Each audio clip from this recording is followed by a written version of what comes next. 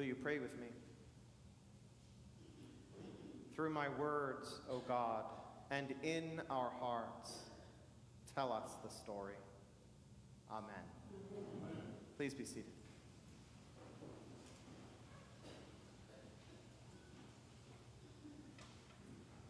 Of course, there was an earthquake. It makes so much sense, right? It makes so much sense that there would be an earthquake the moment that the whole world changes. There was another one, of course, at the moment of his death. There was a great earthquake, Matthew tells us, and many of the tombs were opened in the city. And those who had fallen asleep came out and appeared to many after the Lord's resurrection. Of course, there was an earthquake, because things had begun to be set in motion which are moving still. Twice in my life, I have experienced an earthquake.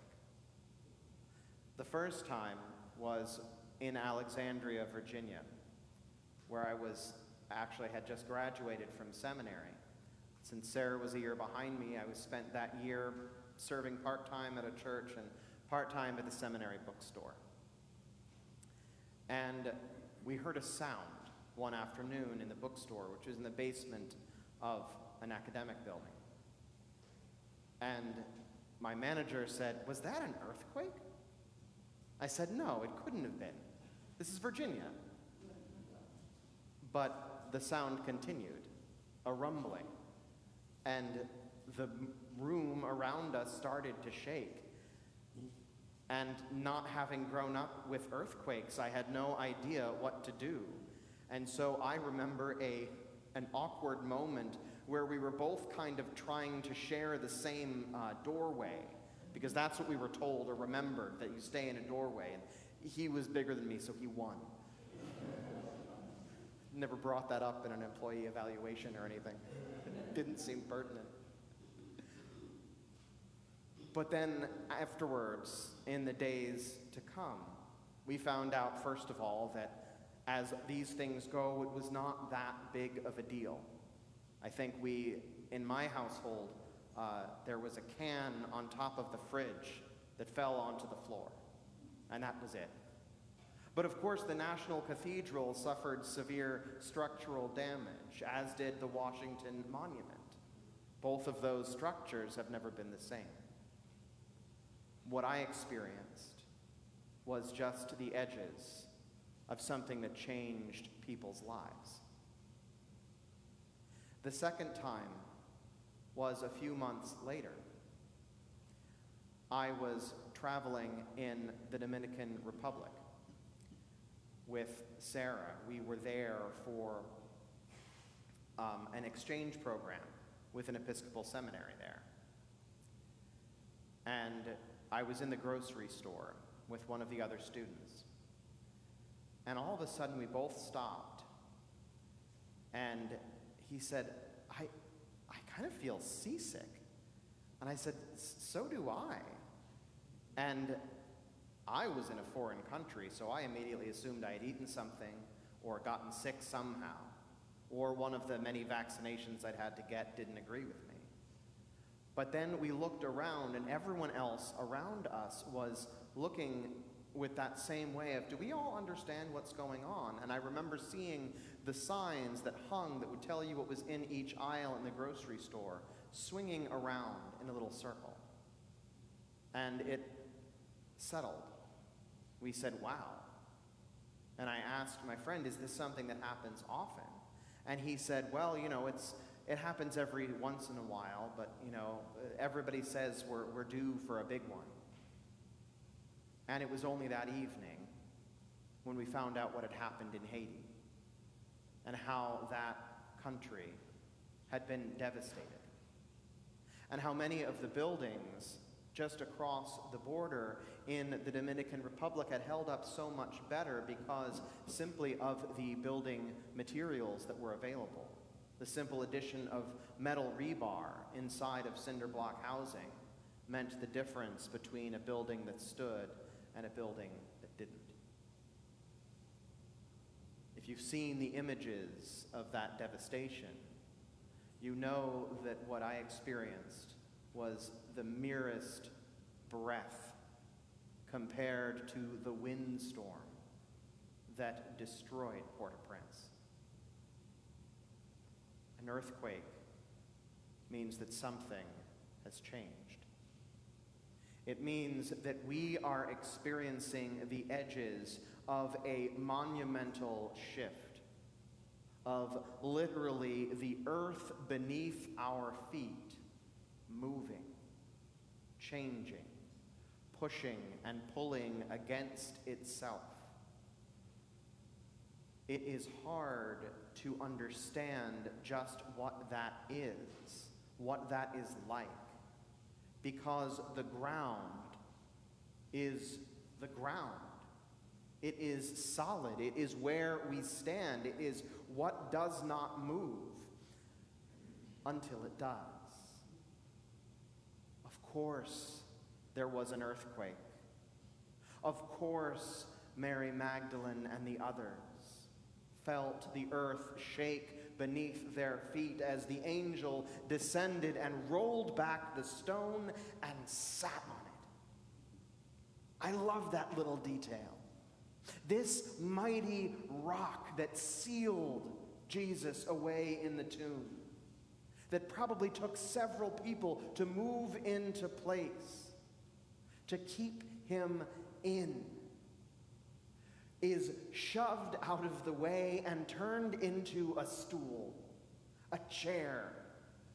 I picture the angel swinging his feet from the edge of it, saying, "I know what you're looking for, and he ain't here."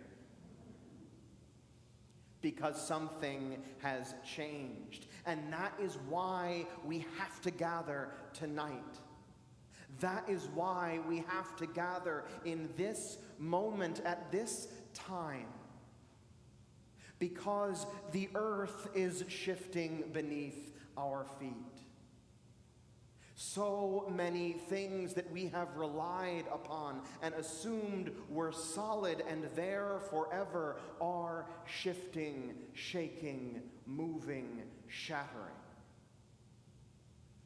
And that is not the end of the story, for there was an earthquake when Jesus died, and there was an earthquake when Jesus rose. And an earthquake simply means that what we had counted on as definite is no longer. We had counted on as definite the idea that death is permanent, the idea that empire wins, the idea that those with power, those with strength and might and authority will always use it to crush those who disagree with them, who stand in their way. We have always assumed that might makes right until that earthquake, until the voice of the angel, until the voice of Jesus himself, with a syllable, destroying our assumptions about how the world ought to work, and the earth shifts under our feet as we open our eyes to a new reality. First the earthquake, then the angel, then Jesus himself. We gather this night, which is only ever one night, in order to listen and to feel for the earthquake, to recognize the tremors and trembling that signal that the world is changing all around us. And while we may well be terrified, we may well be afraid, we know that this is not the end of the story, that when the earth shakes beneath us, there is more to come, for from every destruction, from every moment of breakdown, comes new life. From every earthquake comes a new pattern of being, and from this earthquake, the one we feel and we see tonight, comes a new reality that reminds us that death does not have the last word. That it may be real, but it is not final. That those with power and authority may well continue to attempt to crush and destroy all those who disagree with them, but they cannot silence the voice of love. It cannot be stopped. Even the heaviest stone will be swept aside, turned into a footstool for the Prince of Peace, for the Lord of love, for the one who rises from the dead. We gather this night to remind ourselves, to practice listening for the sounds of the earth changing all around us, so that when it happens in our world, we are ready and willing and fearless and able to greet Jesus as he comes to us in love. Amen.